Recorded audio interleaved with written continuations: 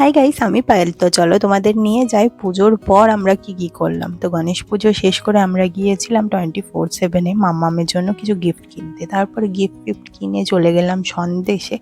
হ্যাঁ, এটা একটা ভেজ রেস্টুরেন্ট, আর ওখানে গিয়ে কয়েকটা আইটেম নিলাম আর কি, কেন কি রাতে কি খাবো বুঝতে পারছি না। যেহেতু আজকে গণেশ পুজো, সবই ভেজ নিতে হবে। আর এটা একদম পুরোপুরি ভেজ, এখানে কোনো গার্লিক অনিয়নের ইউজ হয় না। আর এখানে দেখো আমরা দুইজনে বসে একটু পোজ মারছি, বাট না, এখানে আমরা খাবো না, আমরা জাস্ট এমনি বসেছিলাম, খাবারটা টেক অ্যাওয়ে করে নিলাম। দেন এই দেখো মাম্মাম এখানে দাঁড়িয়ে আছে। মাম্মামকে আজকে বলা হয়েছিল কিন্তু ঘুরতে যেতে, বাট না, উনি গেলেন না আমাদের সাথে। তো এই দেখো ওয়েট করছিল কখন গিফট আসবে। তো গিফট পেয়ে তো খুশি, 1 2 3 প্রচুর গিফট পেলো। আর এগুলো কিন্তু পরীক্ষায় ভালো রেজাল্ট করেছিল, তার জন্যই আর কি। তো তারপর আর গণেশ পুজো তো ছিল, সো দাদানও একটা দুটো গিফট দাদানও স্পন্সর করেছে।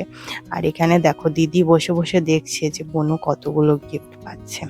আর এখানে তো একজন সব থেকে খুশি হয়েছে এই সেটটা পেয়ে আর কি। এটা ডমসের একটা কালার বুকের একটা টোটাল সেটটা আছে, অনেক কিছুই আইটেম ছিল ওর মধ্যে। আর এখানে দেখো থান্দুকে, তারপরে আবার একটা কিন্ডার জয় কিন্তু ফুল খায় না, ও জাস্ট টয়টা নিয়েই হ্যাপি। আর এখানে দেখো পাপাকে হ্যাপি হয়ে কত হাম্পু দেওয়া চলছে। এখানে মাম্মাম তো খুবই খুশি, অ্যান্ড পাপাও মাম্মামের আদর পেয়ে খুব খুশি। আর এখানে আরেকটা বেবিও চলে এসছে পাপাকে আদর করতে। আর মানে দুই বোনের মধ্যে কম্পিটিশন হতেই থাকে কে পাপাকে বেশি আদর করবে, সেই জন্য। আর এই দেখো এই একটা গিফট নিয়ে এসেছিলাম, এটা ওই সেপারেট করে সাজাতে হবে। এই একটা মাংকি, আর এনেছিলাম এই কালার সেটটা, দেখেছো কত কি আছে। তারপরে রাতে ছিল ফ্রাইড রাইস অ্যান্ড মাঞ্চুরিয়ান। তো চলো আজকে ভিডিও এইটুকু। যদি কিছু ভালো লাগে please like, comment, share and subscribe. Tata.